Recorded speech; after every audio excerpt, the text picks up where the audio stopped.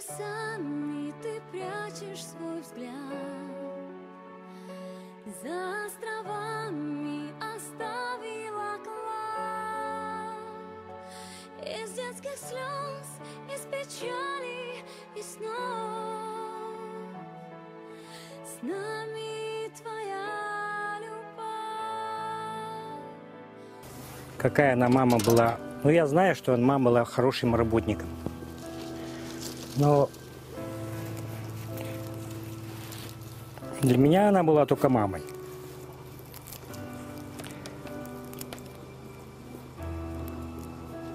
И все.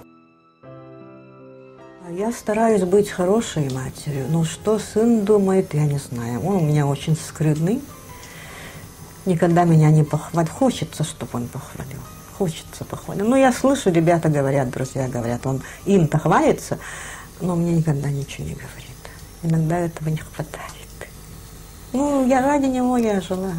Она всю жизнь считала меня молчуном.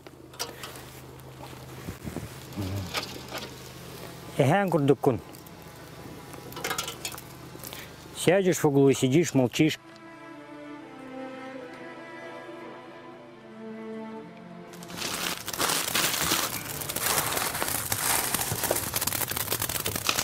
Мы, якуты, как-то особо не говорим никогда про любовь там. Для нас важно как бы внутреннее как бы сосуществование, скажем так, или как. Я просто к ней притраивался, она ко мне притраивалась. Все нормально, все хорошо. Айдаханы нормально, мама. Ну, хорошо. И все, а больше ничего и не надо. Если детям хорошо, и маме хорошо. Хороший сын. Скрытный, но умница. Умница, по-мужски сдержанный. Вот что мне нравится. По-мужски сдержанный. Ничего лишнего о человеке не скажет. Если что о человеке нелестное узнает, никогда не рассказывает. Это чисто мужской, очень хороший мужской характер. Несомненно, что для каждого родителя его ребенок самый лучший, и это неоспоримый факт. И если дети во все времена были и остаются всегда в душе мам и пап хорошими, а иной раз могут быть и плохими, то внуки изумительны всегда. От детского голосочка в душе любой бабушки зажигается светлый огонек. Елена Степановна ничем не отличалась от других бабушек. Она готова была сложить у ног своей внучки целый мир. Ходить за ней, как в ясный полдень-тень, гулять, читать, рассказывать сказки. При каждой встрече с внучкой жизнь обретала особый смысл.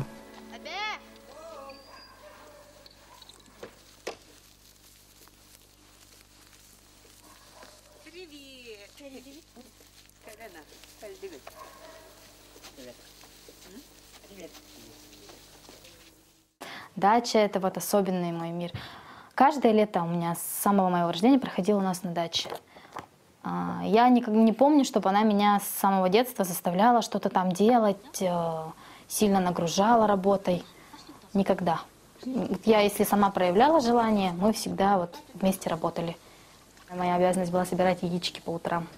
Бабушка давала мне такую миску, и я шла собирать яички. Я не боялась кур. Еще мы их обязательно выгуливали, а то им же там скучно, чтобы они обязательно побегали. И еще одна обязанность вот их загонять обратно. А потом уже бабушке стало как-то и лень, и тяжело этих кур держать. Лена Степановна любила огородом заниматься? Ой, с утра до вечера только это делала.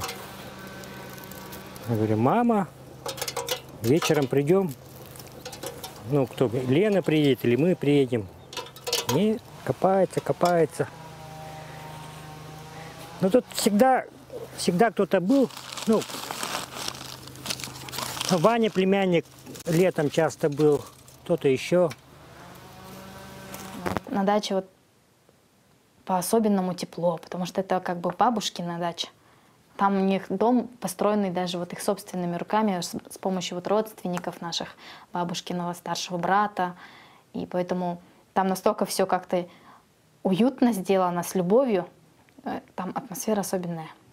Особую атмосферу дачи придавал, как говорят в народе, генерал чайного стола. Это был обязательный атрибут любого застолья в семье Мироновых. «Выпей чайку, позабудешь тоску», так говорила Елена Степановна. Мне кажется, особенно вкусный чай — это когда его завариваешь в самоваре. И поэтому, чтобы заваривать чай, нам нужно было побольше шишек собирать. И каждый раз мы собирали шишки. Шишек много. В новом тульском самоваре чай, чай, чай, по-особому заварен чай, чай, чай, с русским медом и вареньем чай, чай, чай, поднимает настроение чай, чай, чай. Он постоянно все лето здесь стоял, наготове. Вот у нас шишки готовые. Это вот Ленкина обязанность, внучки, собирать.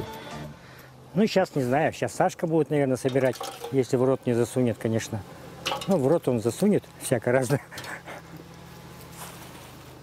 Хороший внучок растет.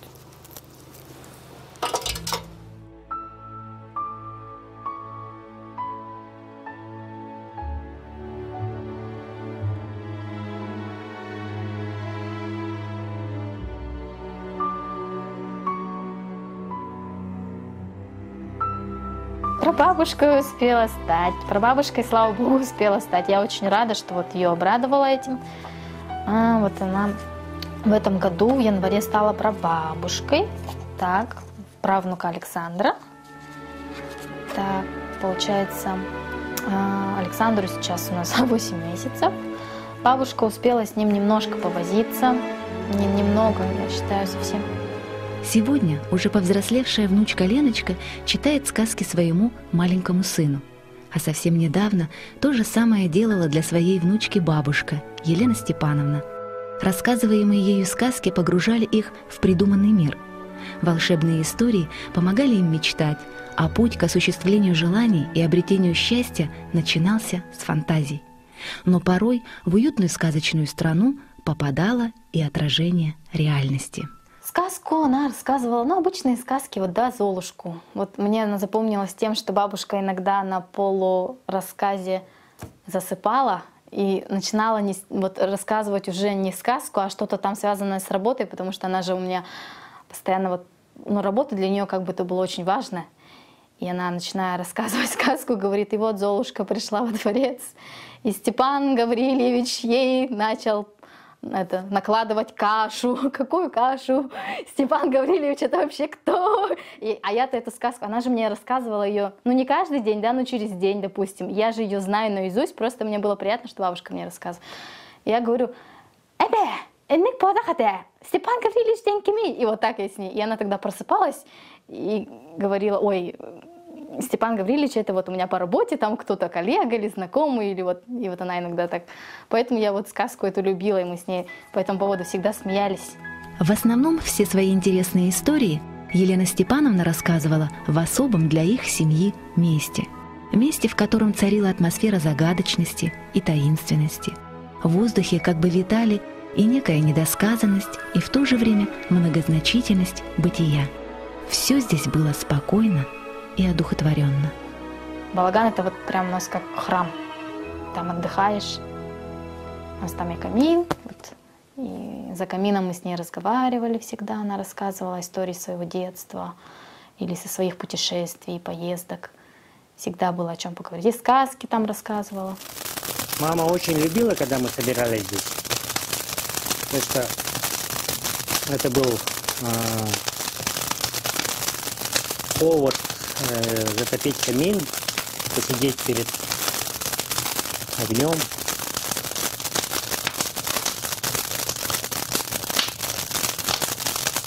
Она очень любила вот открытый огонь. Ну, посмотрите сами, красота. И сразу вспоминается наш амдинский дом, когда мы лежали перед печкой на медвежьей шкуре. И мама нам рассказывала сказки.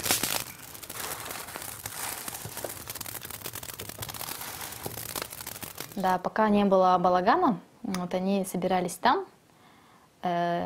Стол вообще очень старый уже, и все это очень старое сейчас. Тогда этот стол как бы был центром, как бы там все праздники там проводились у нас летние, если там приезжали гости, чаепитие всегда лучше на свежем воздухе. И аппетит приходит хороший во время еды, и там очень уютно как-то сидишь. На даче у Елены Степановны всегда было хорошо.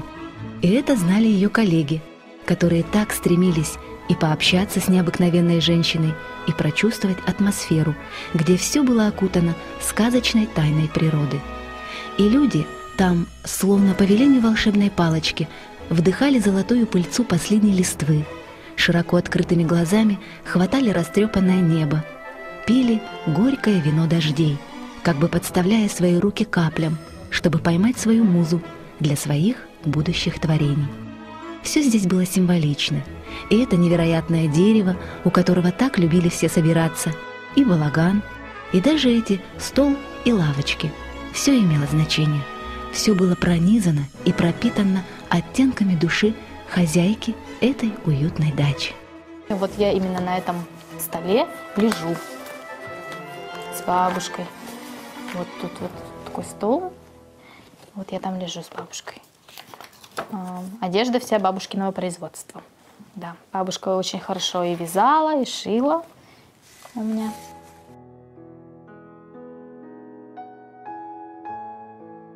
Мастер на все руки, мама Елены Степановны, сама того не подозревая, воспитала в своей дочери чувство элегантности.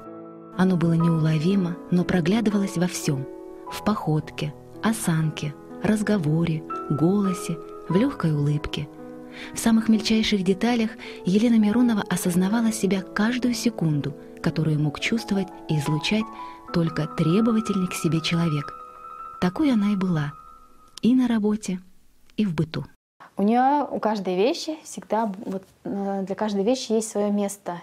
И если вот кажется, что она совсем не там, как надо, это все продумано. И если... Вот она меня постоянно очень сильно вот ворчала на меня, если я что-то на место вот не положу. Взяла, попользовалась, оставила где-то. А у нее все всегда лежит на своих местах. Полный порядок. Никогда не оставляла грязную посуду, не дай бог. Или чтобы помыть и не вытереть, оставить вот так на сушке, это тоже неприемлемо. И дома у нее всегда идеальный порядок, чистота.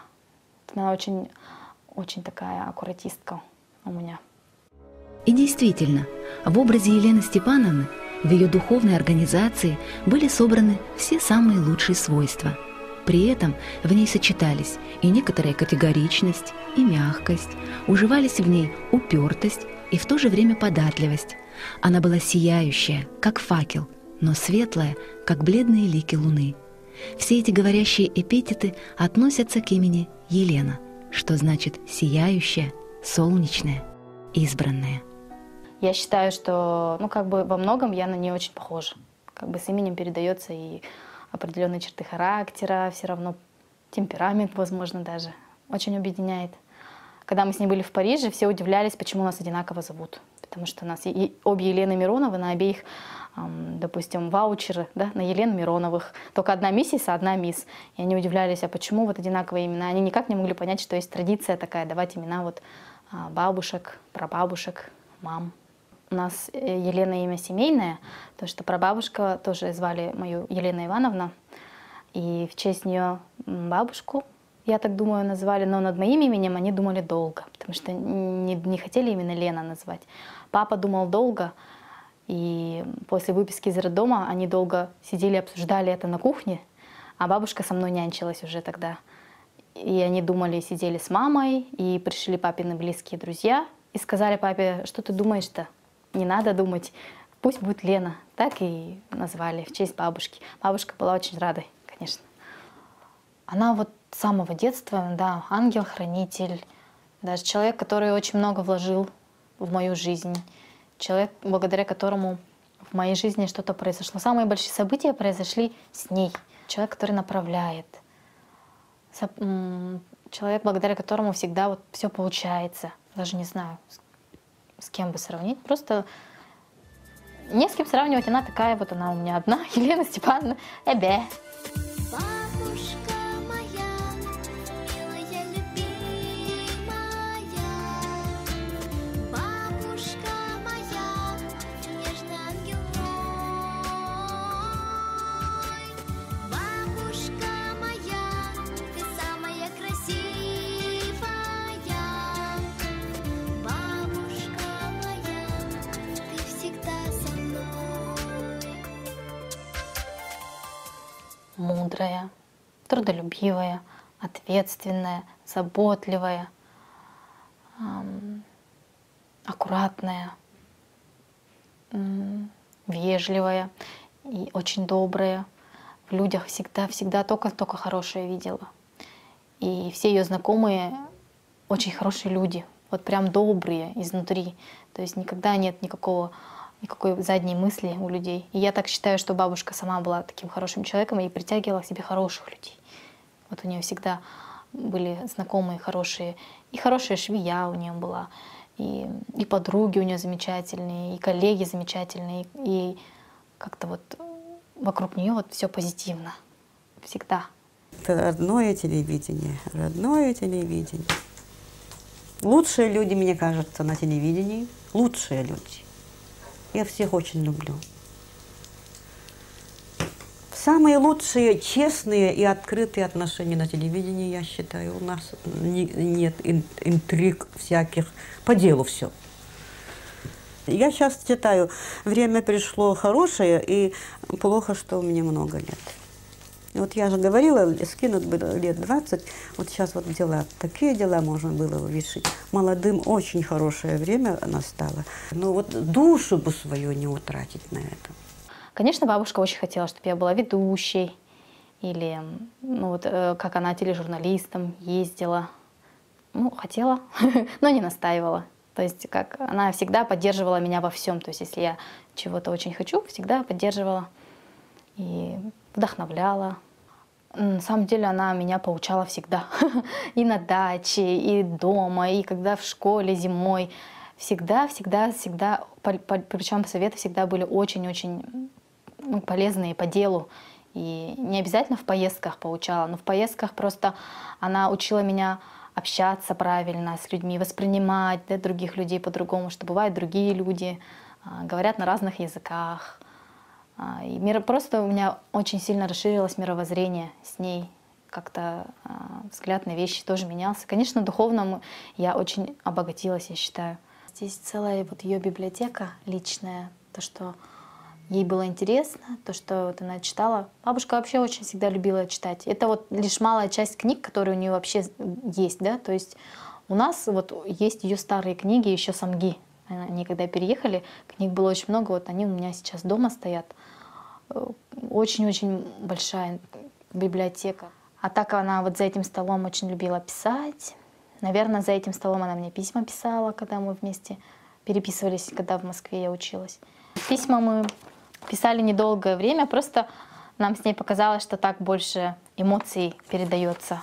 И бабушка у меня не умела пользоваться электронной почтой, поэтому мы писали с ней от руки письма. Это вот одно из самых таких моих дорогих писем. Здесь она писала мне о вот своем юбилее, который предстоит ей, 75-летие, и о книге. Будет презентация книги одновременно с юбилеем. Вот так она планировала, так у нее и было.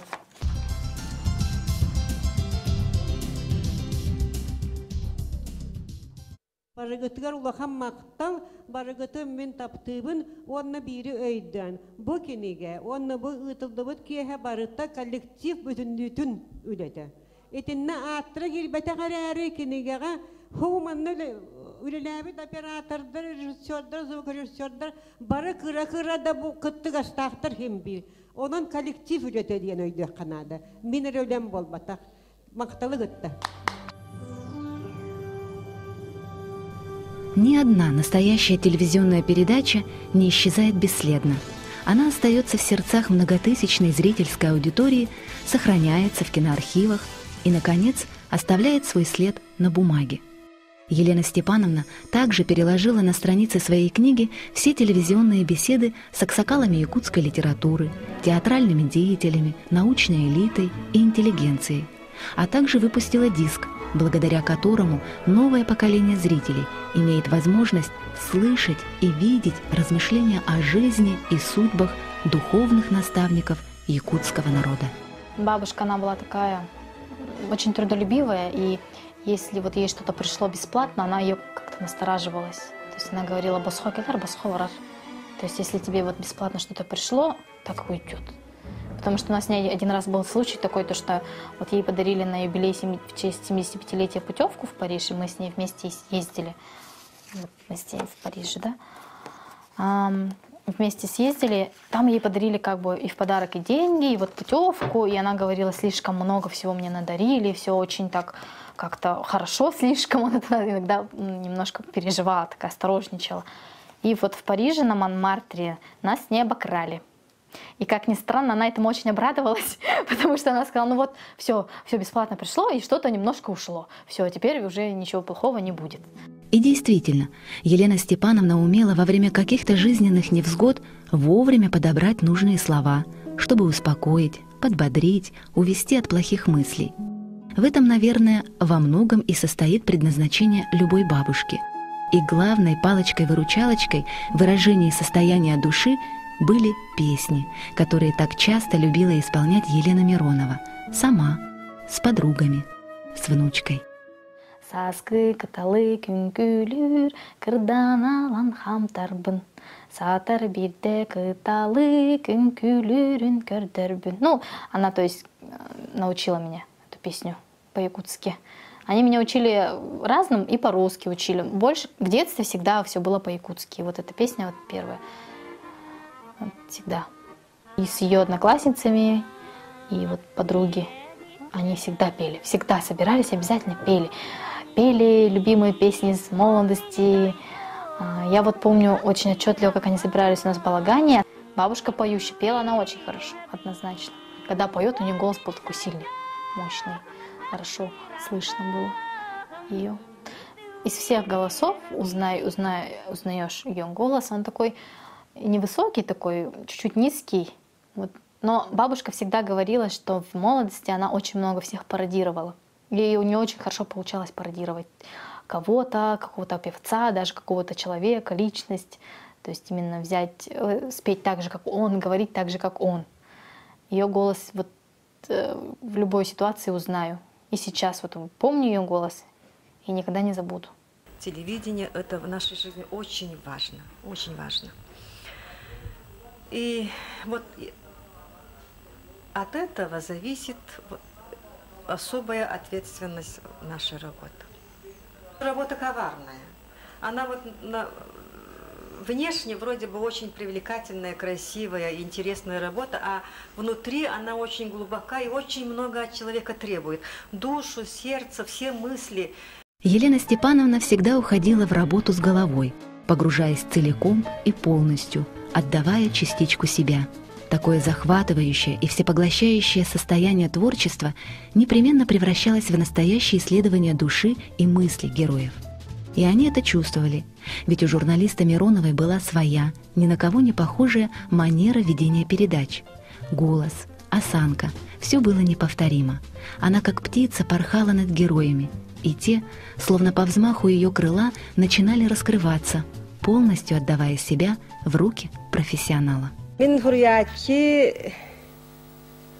Бастан сурьячы болбутум халкаттан әди деген күлө кәфсәбек күнө жүрүнеген. Биле бастан осколага өлели келләккене оголоргун өреттер бир дә бәнни хурулу дайым не хуа биддыры кохан суак. Иннана халкаттан жасаханыттан да тылбастан бәян даганы бәнни тылынан сурьян бар бутум генте ол билден турар арыча бискелә була барда кыбары өтен син бир колы бер очутан да болбатан болы хурьян эте болда. Итне мен туга дәрегенә менен билден турар ите бу народун культурата сайдыта эн караган тур, оны таханан өсө эн кыттыгаскынан бар. Булакта онан ихинне эн алба ханаларда булакта. Я юрак диен сүрдә күстәк булар бит. Ток барны руакка барытыгар өтөн киирер күстәк. Кене ду хатыгар. Все передачи, вышедшие из-под пера Елены Мироновой, становились эталоном. За видимой легкостью скрывался невидимый труд, и все это напоминало маленькое чудо. Настолько это было естественно, легко и незаметно. Мы ездили с ней в Ботому по ее работе. Я вот тогда была маленькая, мне было 5 или 6 лет, я и не понимала, что это по работе, потому что мне казалось, что они особо не работают, а ходят, ищут красивые места, то есть деревья, природа. И мне такое ощущение было, что мы постоянно гуляем просто. И, может быть, они снимали, когда я спала или где я там была, я не знаю. Вот там мы поехали с дядей Мишей Неустроевым, да, наш вот оператор, и с певицей Анастасией Варламовой. И мы снимали, получается, ее клипы, а я, оказывается, успела там еще и как бы сняться. Я, если честно, не знала, что они меня снимают. Я же маленькая была. Я просто вот... Они меня просили, ты вот тут побегай как-то так, да? И вот я и бегала, как они просили.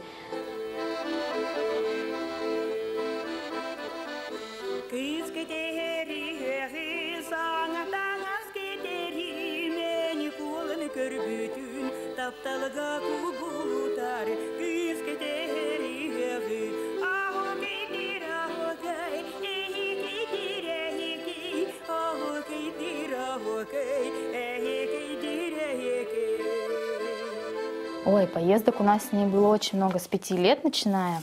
Она меня уже начала возить, в основном с целью того, чтобы оздоровить, да, на море. Вот получается, это наша первая фотография. В первый раз в жизни я в Москве. Это мы с ней ездили на Кипр.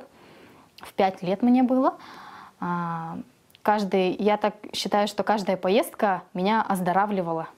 И с бабушкой мы и так были близки с самого детства, потому что мы с самого детства вместе жили. Как меня из роддома выписали, приехала именно к ней на квартиру. И поездки всегда были очень позитивные. И вот самые теплые воспоминания у меня о поездках с бабушкой моей, потому что это новые страны, новый мир, новые люди. Очень интересно всегда с ней было. И никогда не скучно. Быть незаметной во время съемочного процесса, но в то же время держать зрительский интерес уже в эфире – высший пилотаж любого журналиста. Наверное, с такими качествами нужно все-таки родиться. Такой и была Елена Степановна на работе и дома, непоколебимой, отзывчивой, ответственной. На танцы меня постоянно она водила. Забирала, отводила. И, получается, со школы забирала, туда отводила. И то, что я всегда радовалась, когда знала, что меня заберет бабушка, то есть, значит, она никогда не опоздает. То есть, если вот я заканчиваю в 13:05, значит, в 13:05 она будет там стоять, ждать. Она никогда не опаздывала. Она, если бралась, то делала все хорошо. Вот она очень крепко стояла, вот уверенная, сильная. Вот она была очень сильная физически тоже, так как у нее было сложное детство. Они же жили в военное время. И она об этом тоже мне много рассказывала, что там они и голодали, и было сложно и страшно. И все-таки не как сейчас условия были. Поэтому она очень много работала, физически много. Я не помню себя не работающей с детства. В годы войны, когда мужиков всех забрали в армию, а на женщин же легло все, колхозные дела-то. Маме тогда было где-то 30, чуть больше 30 лет. А дома мы оставались, я ростиком маленькая была, говорят, совсем, и слепая бабушка. Да весь дом, все хозяйство, скот и так далее на нас держалось, на нас. Я глаза, она сила там, я ее вожу. Отец у нас был очень спокойный, очень мягкий, очень интеллигентный человек, очень интеллигентный. Вот мы немножко бы от него тоже, да. Он в жизни не то, что нас не ударил, раньше же пороли детей, мама нас хорошо порола, а не то, что ударил, голос ни разу не повысил. Очень любил нас, и мы, естественно, тем же ему отвечали. Очень хороший был человек. Все в семье Батыкановых, из рода которого вышла Елена Степановна Миронова, были любящими и любимыми. Близкие и теплые отношения также были между братом и сестрой. В народе говорят: брат без сестры, как свадьба без невесты, а сестра без брата, как тело без души. Это про них. Лену и Егора. Последний раз мы с ней виделись, она приходила к нам с Сашей домой в гости. Мы разговаривали с ней об обыденном, о огороде. Она вот как ни странно, вот в этом году рано очень собрала весь огород. То есть буквально всю работу сделала. Мы с ней чистили свеклу, варили ее, замораживали на зиму. Она рассказала, вот, что у нее собирается вот встреча ее подруг близких. Они всегда собирались, вместе ночевали, готовили блюда различные. Она говорила, вот я хочу сделать свой рыбный пирог. Да. Так что ты на меня в пятницу, в субботу не рассчитывай, сказала. Вот так вот. Сосновый лес самый умиротворенный. От него веет нежной грустью. При этом чувствуется некое постоянство и стойкость. Северный ветер словно придает соснам силу и уверенность, а иголки оберегают от невзгод. И теперь Елена Степановна на правах хозяйки этого небольшого соснового массива будто раскачивает ветви могучих деревьев и защищает здесь каждого, кто ей был так дорог. Наверное, сосна. И на даче у нас есть довольно такие мощные сосны, которые всегда вот как будто охраняют, да, нас. Мне так спокойно на душе, от глаз любимых стало. Прижалась ближе к ней во сне, эх, как мне не хватало ее тепла и нежных рук, наказов и советов, любви и ласки, сердца стук, порой даже запретов. Я понимала, жизнь во сне, и все исчезнет вскоре. Прошу тебя, вернись ко мне, я позабуду горе. Она промолвила в ответ, ты не грусти, родная, пусть в жизни больше меня нет, в сердцах ваших жива я. Улыбнись теплым летним дождем, обернись светлым солнечным днем, постучи наши души мечтой, сохрани для нас свой образ земной, белым ангелом машешь рукой. Мы хотели пойти за тобой, за небесами ты прячешь свой взгляд.